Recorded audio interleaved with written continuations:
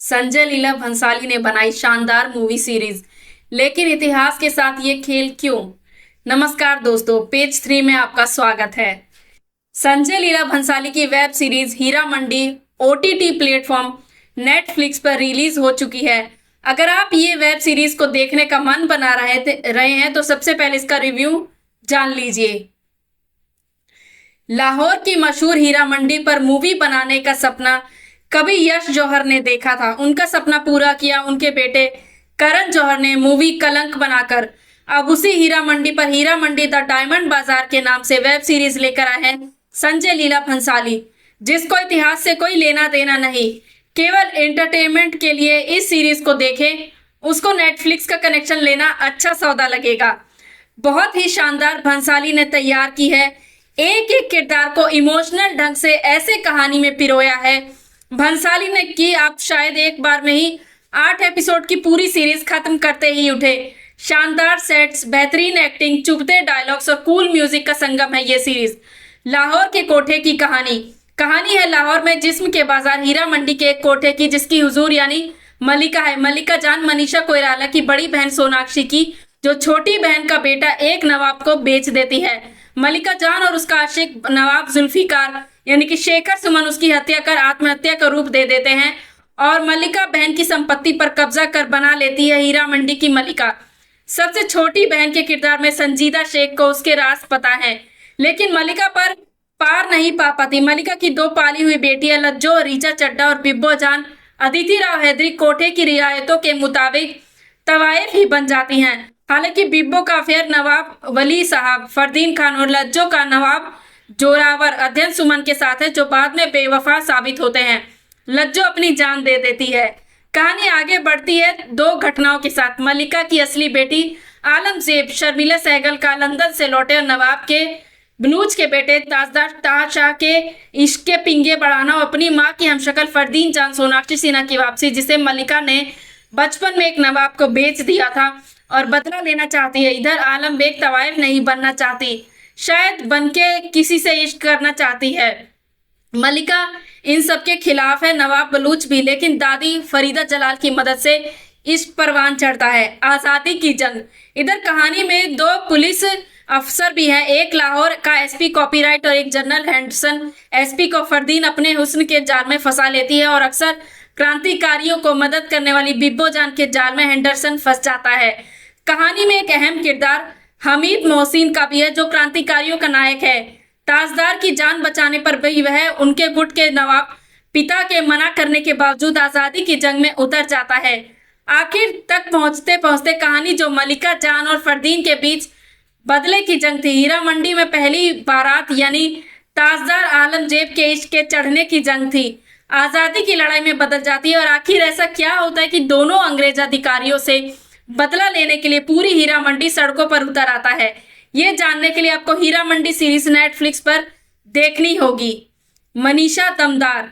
अगर इस सीरीज को एंटरटेनमेंट के नजरिए से देखें तो यह सब कुछ है जो संजय लीला भंसाली की फिल्म में होता है। खासतौर पर भव्य सेट्स, अच्छा म्यूजिक और मेहनत पर लिखे गए डायलॉग। कहानी के एक एक किरदार को करीने से रचा गया है। कुछ किरदारों को छोटे रोल भी मिले हैं, तब भी उनके हिस्से में अच्छे सीन्स आए हैं। हालांकि फरदीन खान को इस रोल से वापसी नहीं करनी चाहिए थी, उनके किरदार में याद रखने लायक कुछ भी नहीं है, लेकिन मनीषा कोइराला ने अपनी जान इस रोल में निकाल कर रख दी है। शुरुआत में लगता है कि कोई और होनी चाहिए थी, लेकिन आखिर तक आते आते मनीषा सबको गलत साबित कर देती है। डबल रोल में सोनाक्षी सिन्हा। मजबूत किरदार इंद्रेश मलिक का भी है। एक किन्नर दलाल के में वो बहुतों पर भारी पड़ते हैं। सोनाक्षी सिन्हा डबल रोल में है, उन्हीं से सीरीज शुरू होती है। कलंक मूवी भी उन्हीं से शुरू होती है, लेकिन अदिति राव हैदरी और संजीदा शेख दोनों ही उन पर भारी पड़े हैं।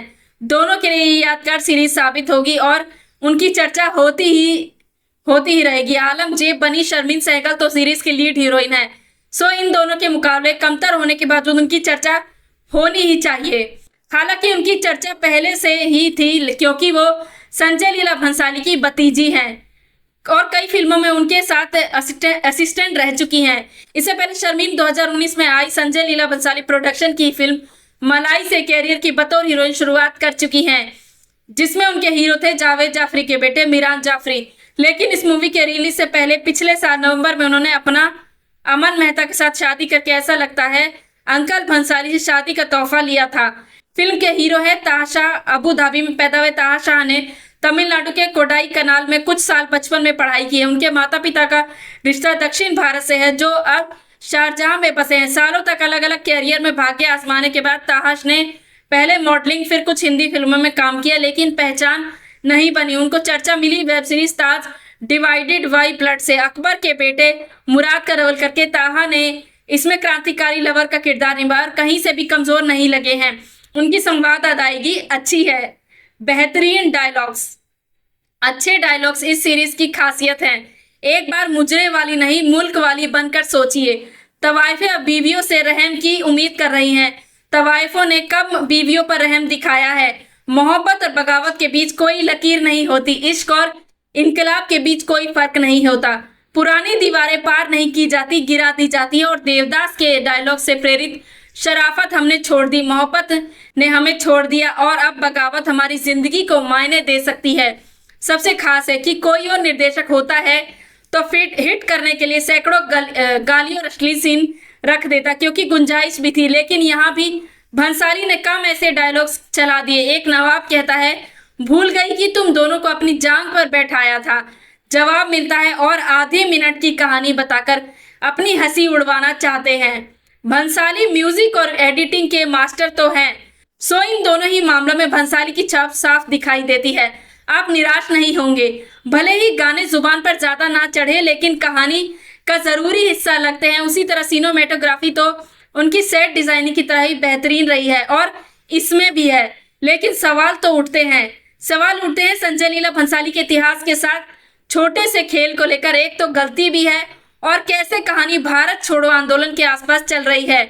और आखिर एपिसोड में अंग्रेज अधिकारी कहता है कि भारतीय फौजें भी अंग्रेजी फौजों के साथ मिलकर लड़ेगी, जबकि तब दूसरा विश्व युद्ध समाप्ति की ओर था। दूसरे भंसाली ने तब के लाहौर को शायद आज के लाहौर समझ लिया, जहां हिंदू ना के बराबर है, केवल उर्दू के अखबार चलते हैं, नवाबों का राज चलता है। पूरी मूवी में गिनती के हिंदू किरदार है। रीचा चड्ढा शायद इकलौती हिंदू नाम वाली तवायफ होती हैं। उसी तरह क्रांतिकारियों में केवल बलराज नाम का इकलौता हिंदू दिखता है, जबकि कोठे के गाड़ीवान इकबाल और क्रांतिकारी गुरुदास को सिख दिखाया गया है।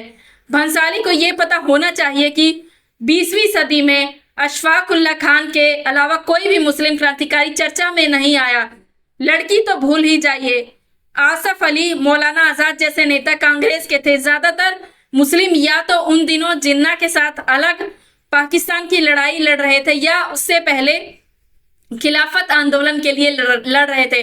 खास बात है, बलराज कलंक मूवी में संजय दत्त के किरदार का नाम था और चंद्रशेखर आजाद का छंदम नाम जिस मुस्लिम लड़की के अंग्रेज अफसर को सभा में भूनने की घटना दिखाई है, वो बंगाल की वीरांगना प्रीतिलता वाडेकर की कहानी से प्रेरित लगती है।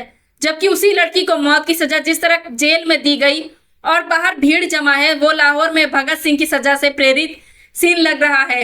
हालांकि इस मूवी में फांसी की जगह उसे गोलियों से मारते दिखाया गया।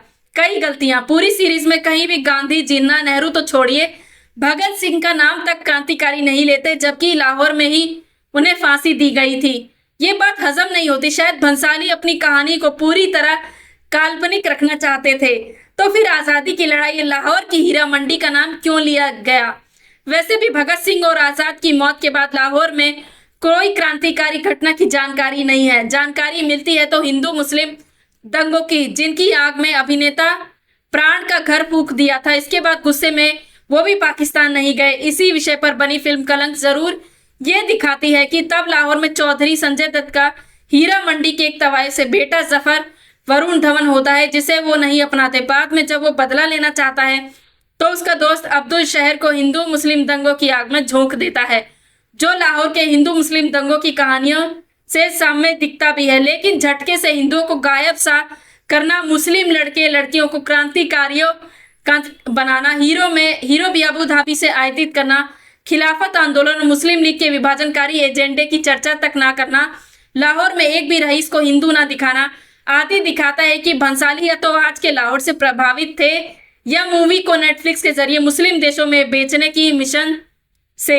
हालांकि सीरीज के पहले एपिसोड में कॉपीराइट का खुद का परिचय लाहौर के पुलिस सुपरिटेंडेंट के रूप में देने और फिर 7वें एपिसोड में सोनाक्षी सिन्हा द्वारा उनको इंस्पेक्टर कहकर संबोधित करने से भी लगा कि बड़ी बातों पर ध्यान देने से छोटी बातें नजरअंदाज कर दी गई हैं।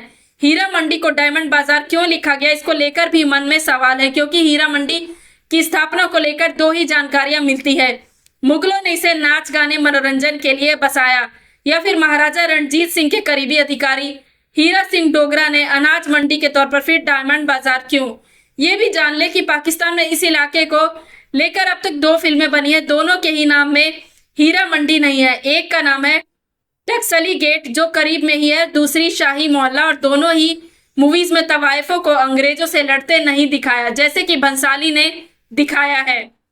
दोस्तों, आपको मेरी ये वेब सीरीज का रिव्यू कैसा लगा कमेंट करके बताइए। वैसे वीडियो बनाने में काफी मेहनत लगती है, आप चाहे तो मुझे मोटिवेट कर सकते हो और मेरे चैनल को सब्सक्राइब करें। धन्यवाद। आप सभी खुश रहिए, मुस्कुराते रहिए। जय हिंद।